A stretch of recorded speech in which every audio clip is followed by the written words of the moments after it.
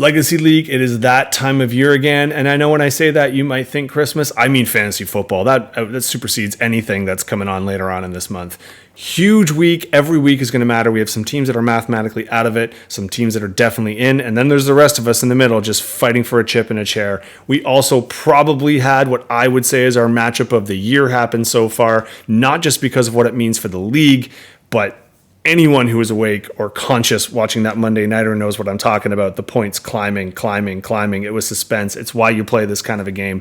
Anyway, before we get to our league, let's look at a couple things, or one main thing, but a couple things that happened in the NFL this week.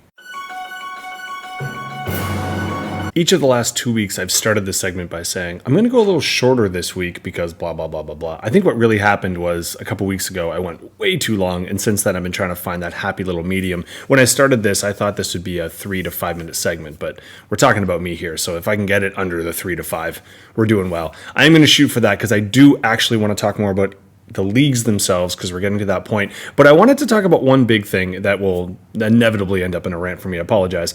I've been avoiding talking about the referees, and I've been doing it mostly because there's no real point. And as someone who's coached a ton, I mean, each sport brings on its little different elements and the things that actually make you mad. For instance, in volleyball in a practice, I have no problem refereeing that. Or, in baseball, I think the expectation is you mess up a lot of the time. That's why we know that umpires have certain strike zones, even though they're not supposed to, and robot umpires will be the better whatever.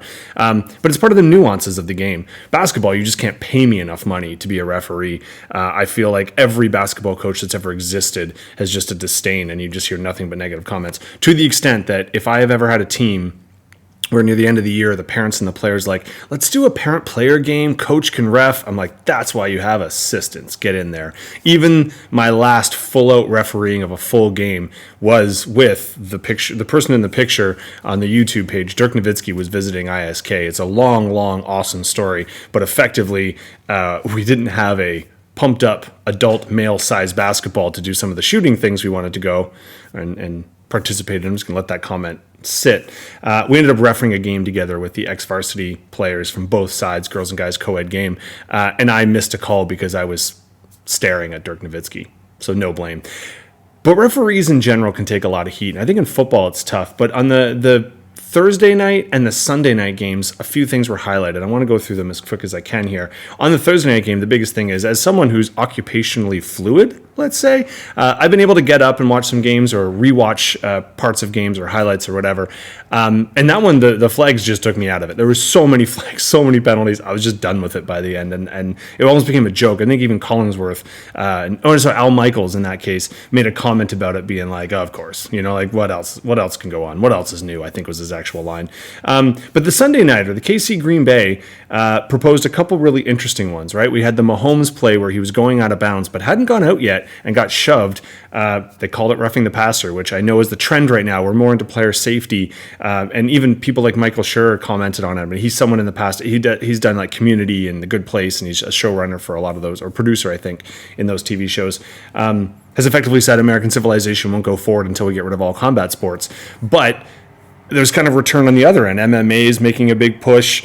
They had a huge COVID because they were allowed to go offshore and do what they wanted to do. Clearly, there's a desire for it. Hockey still has fighting.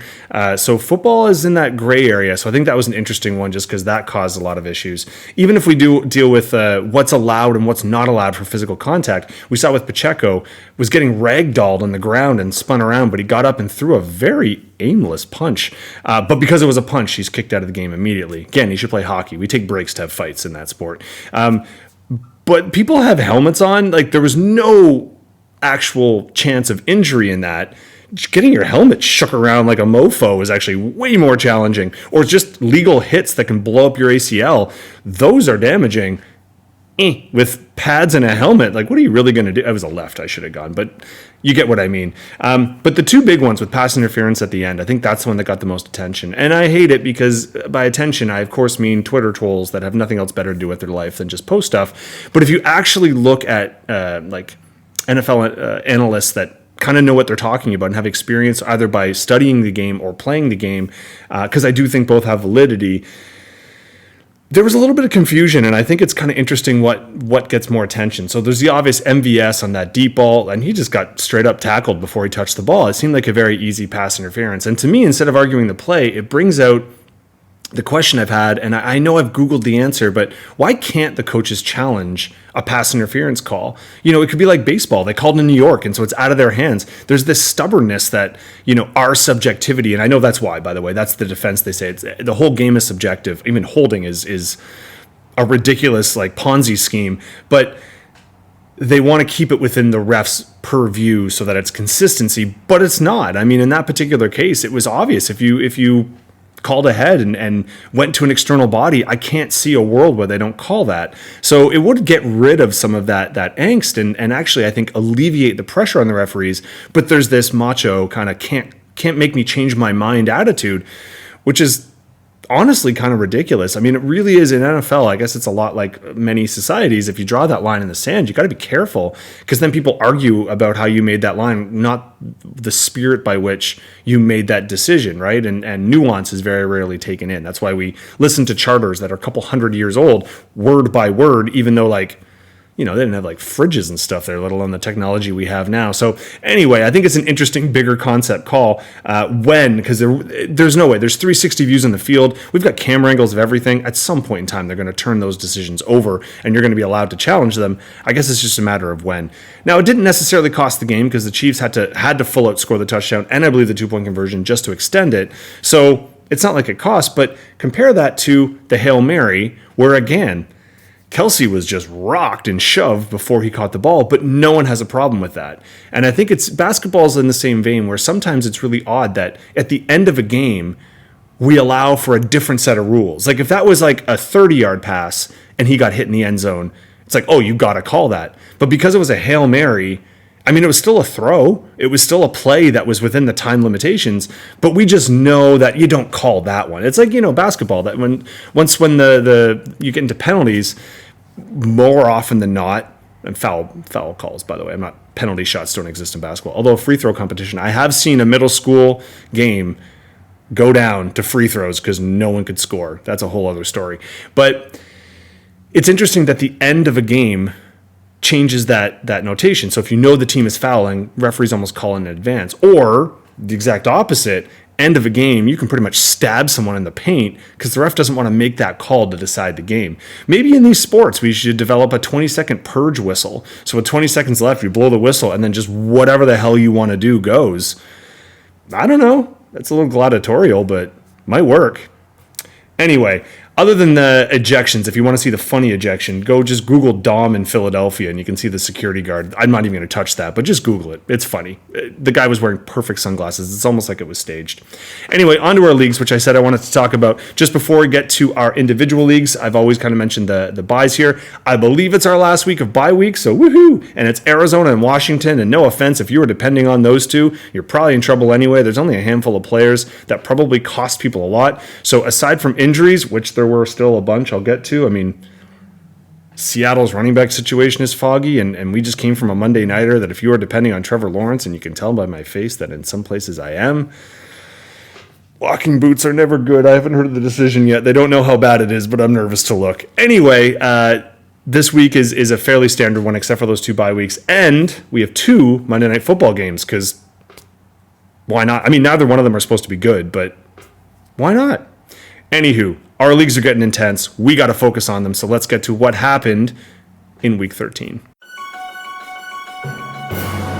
Like a roller coaster running through this season, I feel like Kent's record is technically 7-6, but the times he was worst or best is probably about 7-6. I feel like he either comes out and has a hell of a week and right away, or it's a wet fart and no bueno. But 7 times the charm. I don't know if all 7 he's literally been the top, but he's been close. And this was another week he didn't quite get to his favorite spot in 200, and I think probably the top spot have been often between him and Gene, with a few of us sprinkled in occasionally. So he's got to be feeling pretty good that his ceiling is as high, if not higher, than everyone. This particular week, though, kind of pisses me off, and here's why. Let's scroll all the way down to the bench. This was supposed to be a very vulnerable week for Senor Reshke. Both of his quarterbacks on a bye, to the extent that he only started one. He put Cooks in instead, and as you see, Cooks did just fine. There are many quarterbacks this week that you will see below the 16.5 mark. Had two pretty key wide receivers. I know he doesn't always play both of them. A running back that's been a good pickup, and I'm going to say our tight end 1 or 2, I don't know. Let's see, because Ingram did a heck of a job. So for you, Ingram, as I mentioned, he was our tight end 2. So you can't really sneeze at that. And we could go through and say, hey, pretty good, pretty good. Look at your freaking wide receivers, right? Over 80 total points, 2 people. That is our wide receiver. Now, you want me to say 1 and 2, but it's not. It's 2 and 3. There's actually a wide receiver that scored him. We'll get to him in a couple matchups. So you could afford a mediocre game by your defense that has been dominant and not having quarterbacks and still push 180. So hats off to you, I guess. Marco, it's not for lack of trying here, pal. 157. I say this to you a lot this year. Should be good enough to win. It just didn't bite it again this week. Man, you're going to have, if you're in multiple leagues, I'd be wondering, well, I know you're at least in one more, if all of your luck is going somewhere else. And if so, well done. If not, you are stockpiling it for next year. Now, granted, your wide receivers are going to have some issues. Any Jacksonville wide receiver. Now, technically, we did get 3 1/4 quarters off of his starting quarterback.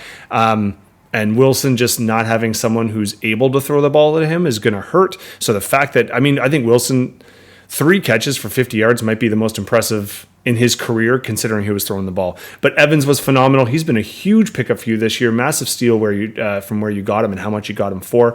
He was our wide receiver 5 this week. Love has finally shown you a lot of that love for the last couple weeks. If you were in a playoff push, this would be really important.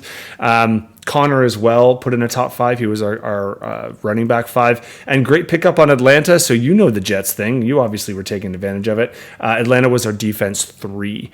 So you're handling it well. You're doing the best you can here, Marco. Just keep on keeping on. You got a couple more weeks to push through. Maybe 1 or 2 of those you'll actually get a reasonable opponent. Kent, you are still technically on the outside looking in, but we'll get to that at the end. You're looking pretty good, though. If you keep up with this score, you might be taking someone's spot. I'm glad the order is just like this. Whose spot might you be taking? I think the target's on my back, and I'm not just doing that thing that really attractive people do, like, oh, I look ugly today, so people tell them no, you're amazing. No, I'm right for the picking. This was the week I had to win. I have 2 really tough matchups coming up, and there's something that happened to someone on my team that I'm going to talk about in a second. But Jeff said, F your beans, I don't care. I'm going after you. And what does he do? But he starts quarterback 1 and quarterback 2. Purdy obviously 1, Geno 2. That sucked. Coming off the Thursday nighter where I was hoping maybe Dallas's defense would be Dallas's defense. Turns out, nope. It's the combination of the Charbonnet wine and Geno Smith was kicking it. Now, doesn't help me, doesn't help Jeff, but Charbonnet looked like he took a hit at the end there. He did have to leave. We don't know the health of the backfield yet, but that is very much in question. The rest of his team did just fine. Smith is doing what he did last year. If you've ever had, or if you had Smith last year, he's doing it again, where everyone now keys in on AJ and he just gets everything else, and he's having a great push. Etienne, same, but different. He had a good Monday nighter, especially for a team that was very pass heavy on parts of it. Etienne was getting his love, and of course he gets that touchdown, which really helps out. You didn't need much else. Now, taking a look at your bench, you actually did have, Stafford, but obviously with quarterback 1 and 2, so you made all the right plays. Me, if you're looking at just my bench, I could have done some careful work here. Obviously, Downs didn't help me out. Could have used, Seattle's rookie instead, but realistically, I wasn't going to catch you with any of those. I really needed a couple quarterbacks to put in good performances. I did have Kamara, who was the running back 2, was happy with that. Jacksonville did not do what I thought they were. I took them because I thought Cincinnati would be right for the picking. Turns out a quarterback says no bueno on that one. And my tight end actually was just outside of the top 5. He was tight end 6. He's tight end 5 in a lot of other formats, but with us with our first down format, it does change things. Realistically, though, it sucks. I had 2 quarterbacks both go out and not do a full game. Now for Carr, that doesn't hurt that much because he honked all the butts. Although 226 yards, and they were starting to hit their stride because he was passing to Kamara a lot and people in Olave and people I needed him to catch the ball. But he's just a pick factory, and he's loose with the ball in general. But Lawrence is the killer, absolutely crushing this morning. Why do you wake up to have your heart broken? I mean, you're walking off in a boot. That's not good. Now, the only update I've actually heard, it's not supposed to be season ending, but a couple weeks, which is a fantasy season. So I don't know if he's going to be back. I might have 2 QBs on the shelf. Now, granted, one of my quarterbacks was on a bye, but I want to start 2 quarterbacks. Everyone but Rushke does it. Anyway, I'll lick my wounds. Technically, I held on to my 3rd spot, but I am looking. If you are on a run and your name rhymes with Rent Rushke, you might have your eyes set on this particular bird to peg me out. I got some tough matchups. I got to fight uphill. Jeff, well done, sir. I thought maybe us being, I was going to say L buddies, but I don't know if everyone knows the high school and where our rooms used to be. Our rooms were next to each other. I thought maybe that would mean you'd throw the game for me. I didn't actually. I never thought you'd do anything but try and kick me. But if you get your jollies off of kicking someone when they're down, well, then you should feel great about yourself today. Congrats, buddy. Great win. I don't think I can make a big enough deal of this particular matchup. It is likely the matchup of the year so far for a number of reasons. One of which I'm going to save to the end because I want to do the math and make sure. But this had a huge impact on our league. This has a massive impact on kind of the next weeks going forward. But also, I would pay money to see all of the screenshots that were going back and forth between these 2 idiots because it must have been fantastic. I wish this was actually a game. The Monday Nighter, I wish it was a game that they both were watching together and we could have watched them watch the game. I would watch that reaction video. If you don't know why, let me set up the scene. First, let me talk about Woody's team. I mean, you came out and you put in 155. Similar to the comment I said with Marco, that's going to win you most games or at least put you right in the hunt. You were over your predicteds. Philly did well for yourself, especially against San Francisco's defense. The fact that they went over their predicted, you got to be pumped about. Nico freaking Collins comes back and puts up a 40 spot. And if you're curious, it was such a high end. Like, not all wide receivers went off, but the ones that went off big time. 40 points gets you wide receiver 4. Yowza. But you did have some slumping here. I think you were probably hoping for a bit more with your Tampa Bay pickup on defense. And Stevenson got hurt, and that was just a crap factory anyway. That game sucked. Anyone who had a fingertip in that one, you were probably not getting a whole lot of love. Except for Maxon's defense. We'll get to that in a second. Even Mozart getting, I mean, that's an okay game. But Achane comes in and outdoes him and actually has more touchdowns. So that's a little bit concerning. And obviously Eckler, as I mentioned in that game, didn't do a whole lot for you. Your bench, you made all the right calls, benching Singletary, and you had a massive bye week. So, Matty, you came out and you did the best you could, and you put up a front. And if you're curious, if you had looked at this after Sunday, going into the Monday Nighter, now we did have Cincinnati and Jacksonville, obviously. The only real person of interest comes down to Chase. Now, any given day, Chases can go off. But with his quarterback situation, I don't think anyone was thinking too positively, right? And actually, if you looked at it, I don't know the actual percentage going back and forth with Maxon. We think it's around 20% chance of winning this game. I do know that he needed 30.23 points to pull this game out. And as you can see from the screen and from Maxon's messages, he did it with a couple points to spare. Outstanding play by play. If you woke up, this was actually, you could march as the drives were going forward, as he was going through. He only got 1 touchdown on this one. So this was through receptions, through first downs, through yardage, was just picking away. I can't remember the exact time in the game, but it was well into the fourth quarter by the time I believe the point differential happened. And then you get to that nervous point of, he's not going to catch a ball and drop it, is he? And then go back down. No, he's not. Huge pickup, massive comeback from behind, and we'll go. Not just does this keep put Matt in sixth. Allow Kent Rushke to make that jump, so he's clearly in fifth on his own, and it keeps Maxon in fourth. We'll talk a little bit later on why that's performance, but tip of the cap, sir. Match of the year. And then what I assumed would have been the match of the year, our 1 versus 2, and it wasn't a bad one, 16 points in between, nothing to sneeze at. But in this particular case, it was actually, this would have been an even bigger upset. Gene at one point in time was predicted to have 110 points, so he did have a late push, mainly Debo. Monster performance. He was, in a week of monster performances, he was our wide receiver 1. But as you can see, a lot of them were within a couple points of each other, so that's why that is all messed up. Your running backs did fantastic in Williams and Mixon. Mixon was actually our running back 1. Williams was just out of the top 5. CJ Stroud did fine. Herbert, not so good. Tank Dell is hurt, and as you probably know, out for the year after that bagel. And then Otten, other bagel. But we're looking at you. You got people on the bench, so you can be just fine. Connor, Seamus, kind of funny, right? I mean, not the quarterback you thought would go off, but this has happened a couple times. Wilson overperformed. Mahomes, stinker. But your wide receivers really bailed you out big time. And I'm going to include your tight end on that one. So in a week where you needed 40 just to make the top 5, you didn't, but 2 wide receivers with around that 30 mark or above. That's fantastic. Your tight end was our tight end 3. There was actually a little bit of scoring at the tight end position. So that made up for some of your running back woes. Now you do have Swift, who had to leave the game, so you want to monitor that. But if you look at your bench, you got people coming off. I mean, Diggs was on a bye. Nakua is just that guy right now. Every time you put him in, he tanks. Every time you don't, vice versa. But you squeak through on this one. More than enough. Now, you don't take the number 1 spot yet because even though you're tied, he's got you on points. But this does set you up in the last couple weeks to be super competitive and to try and make that push for the number 1. Gene, no doubt you'll bounce back. I don't expect you to have 2 bagels and a defense that just piddles in. So, I mean, I hope you do, but I doubt it. Rounding it out here with Timmer, 153 as our lowest winning team. That's still not actually that bad. We've had weeks where the lowest winner was much lower, so you even put up a pretty good fight this week.